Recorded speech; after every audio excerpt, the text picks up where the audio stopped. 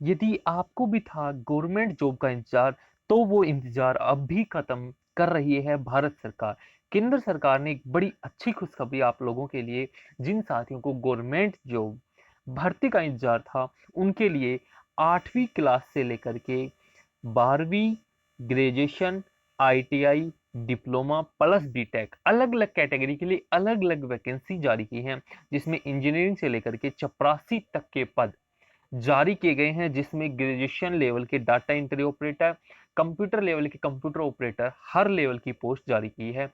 भारत सरकार ने प्रदूषण नियंत्रण बोर्ड भारत सरकार के द्वारा ये भर्ती करवाई जा रही है, जिसकी लास्ट डेट 25/5/2020 25 मई तक आप इस फॉर्म को भर सकते हैं। और इस फॉर्म की लास्ट डेट भी नहीं बढ़ने के संकेत लिखे हुए हैं कि लास्ट डेट नहीं बढ़ेगी। ये भी इन्होंने यहाँ पर साफ लिखा है कि लॉकडाउन की वजह से डेट जो है वो नहीं बढ़ेगी, क्योंकि आप इस फॉर्म को घर बैठे ही सबमिट कर सकते हैं। क्योंकि सबसे बड़ी बात है, इसके लिए कोई फीस जो है वो आपको नहीं देनी है। निःशुल्क जो भर्ती है ये भारत सरकार के द्वारा, प्रदूषण नियंत्रण बोर्ड भारत सरकार के द्वारा। तो डिटेल से जानने के लिए वीडियो को आखिर तक देखें। मैं हूं आपका साथी गौरव, और आप देख रहे हैं स्टडी अलर्ट हरियाणा। यदि आप चैनल पर नए हैं तो चैनल को जरूर सब्सक्राइब कर लें, ताकि आने वाली प्रत्येक जॉब अलर्ट वीडियो आप तक पहुंच सके। तो चलिए बिना देरी के शुरू करते हैं। ये है भारत सरकार की सेंट्रल पोल्यूशन कंट्रोल बोर्ड, केंद्रीय प्रदूषण नियंत्रण बोर्ड की जो ये भर्ती है, इसमें आपको 8वीं से लेकर के और ग्रेजुएशन लेवल तक की है। 8वीं की जैसे चपरासी एमटीएस है, जिसकी एज 18 से 25 साल है, और सैलरी 18,000 से 56,900 जो भारत केंद्र सरकार के नियम अनुसार। लोअर डिवीजन क्लर्क, इसकी भी एज 18 से 25 है। लोअर लेबोरेटरी असिस्टेंट, इसकी 18 से 25 है। जूनियर टेक्नीशियन, इसकी भी एज 18 से 25 है। डाटा एंट्री ऑपरेटर, इसकी एज भी 18 से 25 है। सीनियर टेक्नीशियन की 30 साल एज है। जूनियर साइंटिफिक असिस्टेंट की 30 साल है, और साइंटिस्ट बी की 35 साल एज निश्चित की गई है। अब बात आती है इनके लिए क्या क्वालिफिकेशन मांगी गई है। तो सबसे पहले आपको बता दूं कि जो इसकी लास्ट डेट है वो 25 मई है, यानी आप 25 मई तक आप इस फॉर्म को ऑनलाइन अप्लाई कर सकते हैं। और ऑनलाइन अप्लाई करने का लिंक भी जो है इसी वीडियो के डिस्क्रिप्शन में आपको मिल जाएगा। Due to pandemic situation of कोविड-19 the lockdown in the country, online application are invited, यानी इसी के बीच में ही, लॉकडाउन के बीच में ही इन्होंने ऑनलाइन एप्लीकेशन मांगे हैं। यानी ये जो डेट है ये नहीं बढ़ेगी। ये एक रेगुलर पोस्ट है, open competition on all India basis के आधार पर ये जो है भर्ती हो रही है। All application should register and submit their application online following the link, जो आपको इस वीडियो के डिस्क्रिप्शन में मिल जाएगा। 5 तारीख से ये फॉर्म स्टार्ट हो चुके हैं, और 25 मई तक आप इस फॉर्म को भर सकते हैं। तो अब एजुकेशन की बात आती है। सबसे पहली पोस्ट है साइंटिस्ट बी की। इसके लिए आपको bachelor degree in engineering technology, आपको बैचलर डिग्री यानी बीई बीटेक मांगा गया है साइंटिस्ट ग्रेड बी पोस्ट के लिए। इसके लिए जो एज है वो 35 साल तक निश्चित की गई है। अगली जो पोस्ट है वो आती है जूनियर साइंटिस्ट असिस्टेंट। इसके लिए 30 साल एज है, और इसके लिए भी आपको 4 साल की डिग्री मांगी गई है। A degree in science with 4 year experience in the line pollution control और रिलेटेड सब्जेक्ट। अगली आती है सीनियर सीनियर टेक्नीशियन। इसके लिए आपको डिप्लोमा मांगा गया है। डिप्लोमा होना चाहिए, इंस्ट्रूमेंटेशन में हो, इलेक्ट्रॉनिक्स में हो, या फिर मैकेनिकल में हो, और आपकी एज 30 साल होनी चाहिए, अप टू 30 ईयर। नेक्स्ट है डाटा एंट्री ऑपरेटर। इसके लिए आपको केवल ग्रेजुएशन पास मांगा गया है। ग्रेजुएशन पास हैं तो आप इस फॉर्म को भर सकते हैं, और आपको डाटा एंट्री वर्क का जो है नॉलेज होना चाहिए, स्पीड है वो 8,000 की पर हावर होना चाहिए, जो बेसिक मांगा जाता है डाटा एंट्री ऑपरेटर में। तो कोई खास इसमें भी एजुकेशन लेवल नहीं है, केवल 12th पास है। अगली पोस्ट है जूनियर टेक्नीशियन। इसके लिए आपको 10वीं के साथ आईटीआई मांगा गया है मैकेनिकल ट्रेड में। यदि आप 10वीं पास हैं और आईटीआई आपने मैकेनिकल ट्रेड में कर रखा है, और आपकी एज 18 से 25 साल है, तो आप जूनियर टेक्नीशियन के फॉर्म भरने के लिए अप्लाई कर सकते हैं। अगली पोस्ट है जूनियर लेबोरेटरी असिस्टेंट। इसके लिए आपको केवल 12वीं पास मांगा गया है। 12वीं पास साइंस सब्जेक्ट के साथ होना चाहिए, तो आप इस फॉर्म को जूनियर लेबोरेटरी असिस्टेंट को भर सकते हैं। अगली पोस्ट है जूनियर लोअर डिवीजन क्लर्क। इसके लिए क्या मांगा गया है? ओनली बैचलर डिग्री, यानी आप ग्रेजुएशन पास होना चाहिए। ग्रेजुएशन पास हैं और आपकी टाइपिंग स्पीड 30 वर्ड पर मिनट इन इंग्लिश में जो मांगी जाती है क्लर्क के लिए, वही योग्यता है इसके लिए निश्चित की गई है।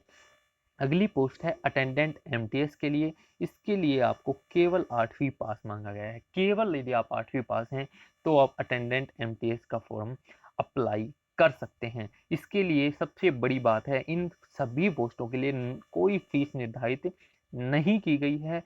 Only Indian nationality can apply for this post. No application fee, कोई फीस निर्धारित नहीं है, फ्री ऑफ कॉस्ट है।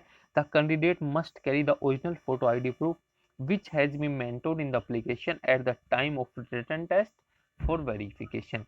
यानी आप जो भी आप इस टाइम पे अप्लाई आईडी जो अप्लाई करेंगे, ओरिजिनल फोटो आईडी आपको वहां पर लेकर के जानी है।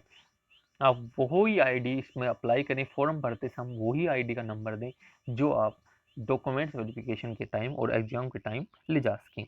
The board reserve to right to post selected candidate anywhere in India. ये तो नॉर्मल बात है कि आप कहीं पर भी इंडिया में लोकेशन दी जा सकती है पोस्ट के लिए, काम करने के लिए। After submitting the application, applicant are advised to visit CPB requirement portal to any update। जो आपको अपडेट है वो यहाँ पर मिल जाएगा, इसी चैनल पर आप मिल जाएगा। आप चैनल को सब्सक्राइब कर लें। Education qualification and age will be record on the last date of submission 25 May 2020। No updation of qualification and experience will be intend after the last date. जो एज और qualification है वो 25 May 2020 को जो है count किया जाएगा। Application once submit can not be resubmitted, यानी आपने एक बार अप्लाई कर दिया उसके बाद में आप उसे एडिट नहीं कर पाएंगे। More than one post must apply separately. यदि आपको दो पोस्ट चूज करनी है तो दोनों पोस्टों के लिए आपको अलग अलग फॉर्म भरने होंगे। एक पोस्ट के लिए आप एक ही फॉर्म भर सकते हैं। यदि आपको दो पोस्टों के लिए फॉर्म भरना है तो आप दोनों पोस्ट अलग अलग अप्लाई करेंगे। एक पोस्ट के लिए एक फॉर्म भर सकते हैं।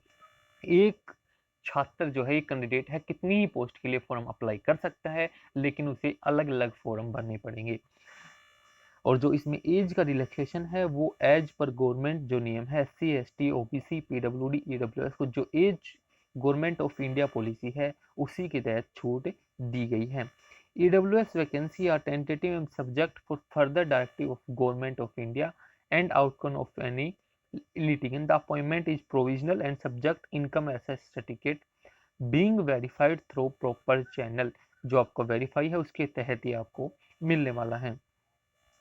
यदि आप किसी अन्य गवर्नमेंट सेक्टर में है तो आपको NOC चाहिए, वो नॉर्मल जो है वो चाहिए। तो ये जो main application cell to produce original testimonial at the time of documents verification. जब आपका डॉक्यूमेंट्स वेरिफिकेशन होगा उस टाइम पे आपको जो फॉर्म भरा हुआ है वो ओरिजिनल जो प्रिंट है वो लेकर के जाना है और अपने सभी ओरिजिनल डॉक्यूमेंट्स लेकर के जाने हैं। आपको स्किल टेस्ट और इंटरव्यू के लिए आपको कोई TADA नहीं दिया जाता है, वो एक नॉर्मल। तो ये जो मेन मुख्य बातें थी, और एक और भी इसका नोटिफिकेशन जारी किया गया है उसमें भी साफ यही लिखा हुआ है कि जो 5 से 25 मई तक आप इस फॉर्म को भर सकते हैं। In case the lockdown is continue in the country, scan copy of duly filled application after affixing recent photograph and signature in PDF form by send the email to इतने care should be taken to scan filled in application clearly। आप यदि lockdown रहता है तो आप इस जो ये ID है requirement@cpcb@nic.in requirement.cpcb@nic.in, इस पर आप जो आपने फॉर्म भरा उसको अपने सभी डॉक्यूमेंट्स को और उस पर फोटो चिपका करके आपको स्कैन करना है और PDF बना करके आपको इस जो ईमेल ID है requirement.cpcb@nic.in, इस पर आपको अपने सभी डॉक्यूमेंट्स के साथ भेजना है यदि केस लॉकडाउन कंटिन्यू रहता है। यानी इन्होंने साफ लिख दिया है कि ये जो फॉर्म की लास्ट डेट है ये हर हालत में नहीं बढ़ेगी। तो आप बिना लास्ट डेट का इंतजार किए 25 मई से पहले आप इस फॉर्म को भर लें।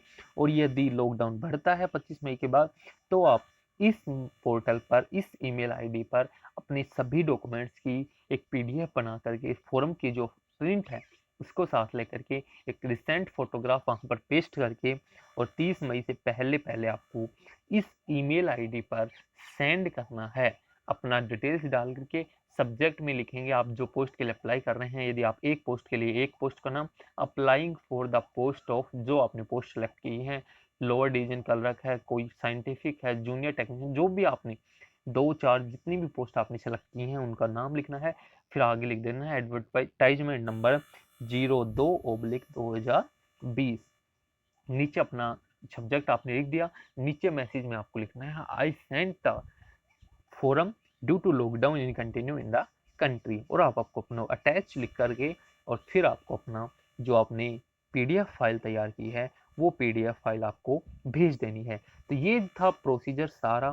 फिर भी यदि आपको कोई प्रोसीजर में यदि आपको नहीं समझ आ रहा, पहली बात तो यदि आपको 25 मई को लॉकडाउन खुल जाता है तो आपका फॉर्म सबमिट हो चुका है, कोई दिक्कत नहीं है। और यदि लॉकडाउन बढ़ता है तो आपको ये प्रोसीजर करना है। और भी यदि आपको कोई इस फॉर्म के संबंधित जानकारी चाहिए तो आप कमेंट्स करें, आपकी हर जानकारी आप तक कमेंट्स के जरिए पहुंचाई जाएगी, आपकी हर हेल्प की जाएगी।